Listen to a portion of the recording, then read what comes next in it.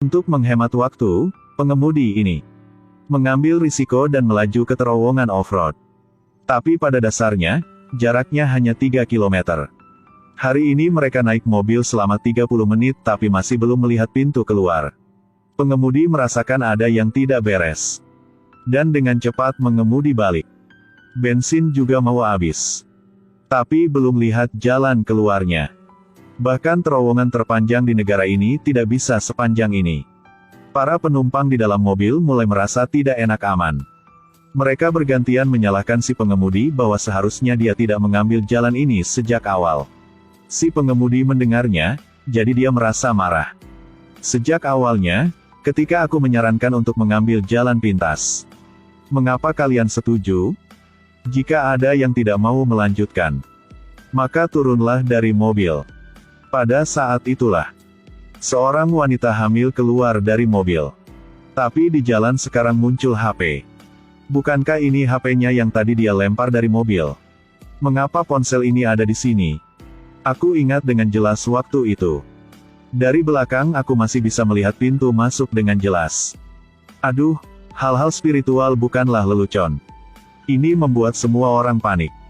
Tetapi juga ada yang tidak berpikir begitu. Ada kalanya penglihatan menipu kita. Kita perlu melakukan investigasi menyeluruh untuk mengetahui penyebabnya. Si arsitek dan Trangia mengeluarkan gulungan wall dan berjalan lurus ke depan. Yang sisa-sisanya akan memegang gulungan dan menunggu. Tetapi mereka tetap berdua terus-menerus berjalan. Gulungannya tidak cukup panjang. Trangia melihat tali pancing di tanah. Dia tidak terlalu memikirkannya. Yang penting sekarang adalah menemukan jalan keluar. Mereka menghubungkan tali pancing ke gulungan wall. Lalu melanjutkan ke depan. Entah berapa lama setelah itu, orang-orang yang tunggu mereka mulai khawatir. Mungkinkah mereka berdua mengalami apa yang sial? Atau mungkin mereka menemukan jalan keluar dan melarikan diri? Pada saat itulah, sang arsitek dan Trangia tiba-tiba muncul dari belakang mereka. Mungkin ini terowongan melingkar. Jika ini adalah terowongan melingkar, kita harus merasakannya saat kita berkendara ke dalamnya, bukan? Trangia menarik talinya dengan paksa.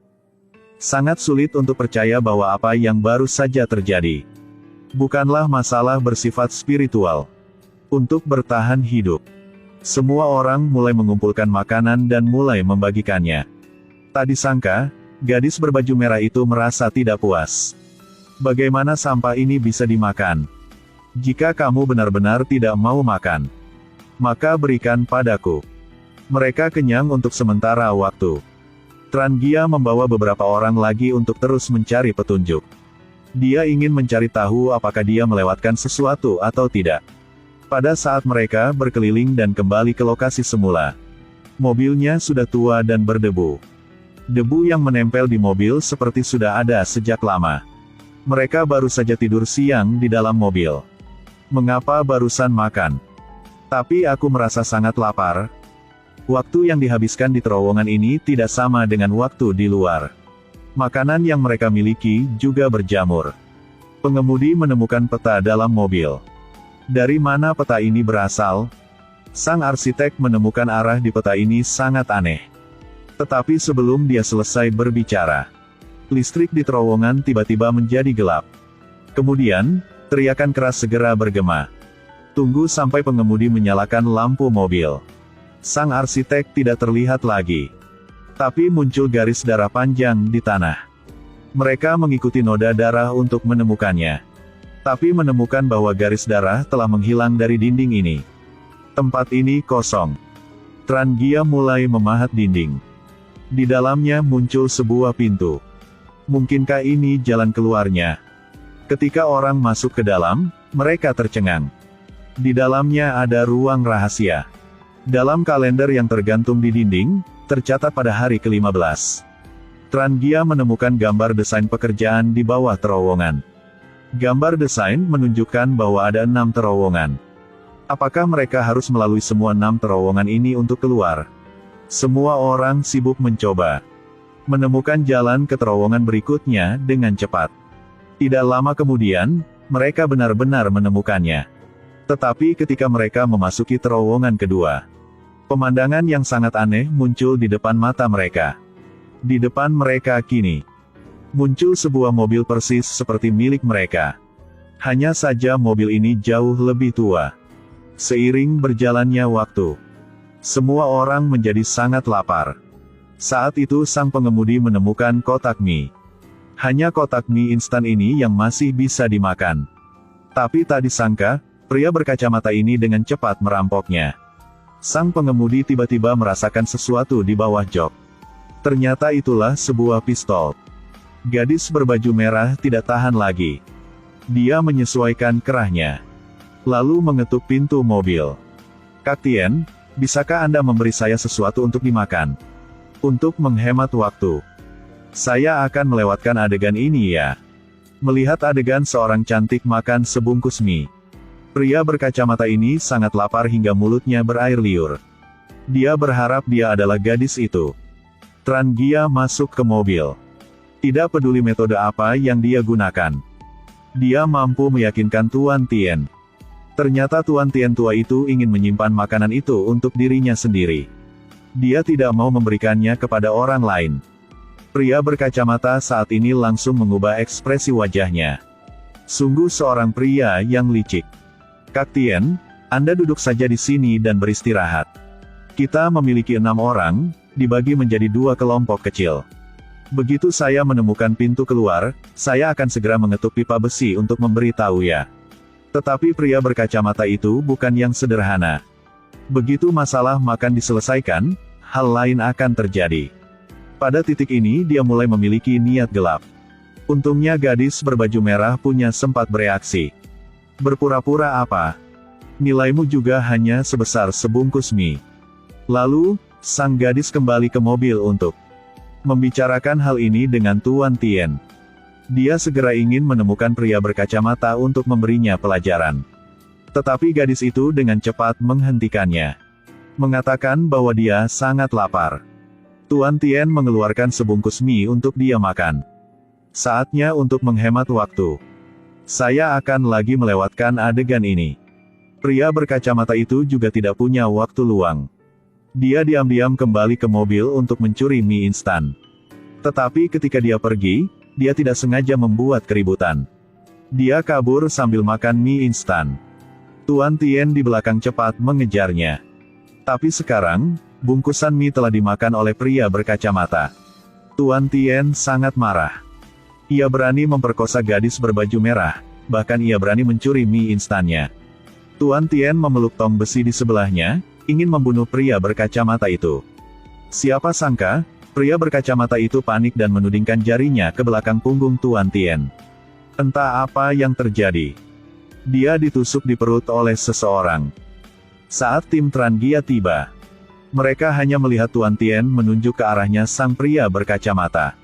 Kemudian menghembuskan nafas terakhirnya. Tanpa Tuan Tien, pria berkacamata dan gadis berbaju merah mulai berebut makanan dengan sengit. Ketika menemukan bungkusan mie di bawah mobil, pria berkacamata itu juga menemukan ada saluran pembuangan. Mereka bekerja sama untuk mendorong mobil keluar, membuka penutup lubang gat. Mereka memasuki ruang rahasia kedua satu persatu. Ruangan ini persis sama dengan yang sebelumnya. Karena pengalaman mereka sebelumnya, mereka langsung masuk ke ruang bawah tanah ketiga. Tetapi di sini mereka menjadi lebih lapar. Mobilnya juga semakin tua. Di mana-mana ada tikus dan ular. Di belakang mobil, ada kerangka-kerangka yang duduk mengelilingi meja. Mereka sepertinya sedang menikmati makanan saat masih hidup. Pria berkacamata itu melihat sesuatu. Dia langsung bergegas masuk ke dalam mobil. Memang, sebuah pistol ditemukan. Bajingan ini puas lagi. Dia mencuri makanan semua orang. Mengatakan bahwa mulai sekarang dia yang akan bertanggung jawab atas pembagian makanan. Tapi gadis berbaju merah menjadi gila karena dia sangat lapar. Dia hendak gunakan trik lamanya. Tapi tak disangka, pria berkacamata itu menyimpan dendam padanya. Mulai saat ini, aku katakan saat mana kalian makan, kalian bisa makan. Aku katakan siapa yang bisa makan, orang itu bisa makan. Orang-orang terus mencari jalan keluar. Tidak lama kemudian, mereka sampai di ruang rahasia berikutnya. Struktur di sini sepertinya sama dengan ruang rahasia sebelumnya. Tapi di sini tidak ada pintu utama. Sementara semua orang skeptis. Pria berkacamata itu menembakkan peluru ke TV. Jangan buat sia-sia. Aku tahu kenapa kita tidak bisa menemukan jalan keluarnya. Sebuah mobil tersesat di dalam terowongan. Tetapi tidak ada jalan keluar. Para penumpang di dalam mobil terus mondar-mandir di dalam terowongan. Pria berkacamata telah menemukan rahasia terowongan. Selama seseorang meninggal, yang lain dapat membuka pintu keluar berikutnya. Jika dapat membuka 6 pintu, mereka dapat meninggalkan tempat aneh ini. Pria yang licik itu mulai menghitung. Gadis berbaju merah itu tiba-tiba mengubah sikapnya. Kak Van, beri aku waktu sedikit lagi. Aku akan memperbaikinya sedikit. Aku tidak akan mengecewakanmu. Sang pria kacamata membidik pemuda itu. Jelasnya dia yang paling tidak berguna di antara mereka semua. Ketika pria berkacamata itu tidak memperhatikan, Tran Gia menjatuhkannya. Kemudian mencuri pistol darinya. Tidak menyangka pria berkacamata itu menjadi gila. Dia menggunakan pecahan kaca untuk mengancam wanita hamil itu. Untuk membuat Tran Gia mengembalikan pistolnya. Tran Gia hanya bisa menyerahkan pistol ke arahnya. Tapi tetap tidak berhenti sampai di situ. Pria berkacamata itu memberikan pilihan pada ibu hamil. Inginkah bayimu yang belum lahir mati? Atau haruskah aku menembaknya? Aku hitung sampai 3, jika kamu tidak menembak, aku akan membunuh bayimu. Jadi, Tran Gia memang tertembak. Tapi pria berkacamata itu tahu bahwa Tran Gia masih memiliki kemampuan untuk memanfaatkan. Jadi dia menyeret siswi itu ke ruang rahasia. Dia ingin siswi itu menjadi korban berikutnya. Remaja ini ingin menyelamatkan saudara perempuannya. Tetapi dia bukan tandingan pria berkacamata itu. Jadi pria berkacamata itu menekan kepalanya ke tangki air. Melihat kakaknya tidak tahan lagi. Siswi itu berdiri dan memukul kepala pria berkacamata itu dengan vas bunga. Tanpa diduga, dia tidak hanya tidak terluka, tetapi bahkan lebih marah. Pria berkacamata itu marah dan menembak siswi itu. Namun dia tetap marah. Terus-menerus menembak siswi beberapa tembakan lagi. Sampai pelurunya habis.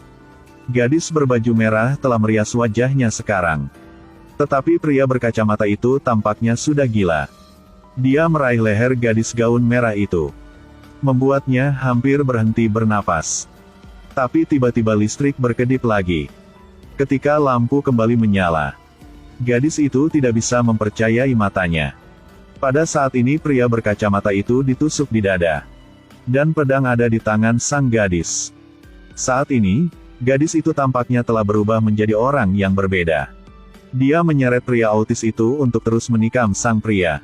Saat sekarat, pria ini seharusnya jujur. Tapi pria berkacamata ini memberitahu mereka. Apakah kamu pikir jika kamu membunuhku kamu bisa keluar dari sini? Setelah mengatakan itu, dia memakan kue terakhir. 2 orang berturut-turut meninggal. Pasangan itu berjalan lancar ke terowongan kelima. Tiba-tiba saat ini ibu hamil mulai sakit perut. Bayinya mungkin akan segera lahir. Pada titik ini, gadis berbaju merah menjadi orang berikutnya yang memegang pistol. Dia mengeluarkan peluru dari sakunya. Dan mengancam Tran Gia untuk membunuh yang lain. Lalu membawanya keluar dari sini. Pada saat inilah, gambar pria berkacamata tiba-tiba muncul di kaca. Gadis ini sangat ketakutan sampai dia gila.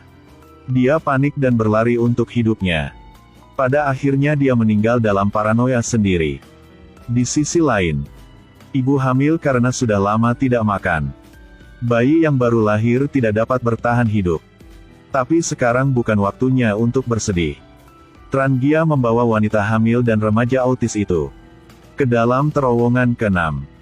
Bagian dalamnya penuh dengan pepohonan. Ada jalan keluar di kejauhan. Tran Gia sangat senang. Tapi sedetik kemudian, wanita hamil itu menikam perutnya. Tran Gia tidak rela, dia menatap wanita hamil. Dia lupa aturan bahwa satu orang harus mati sebelum yang lain bisa pergi.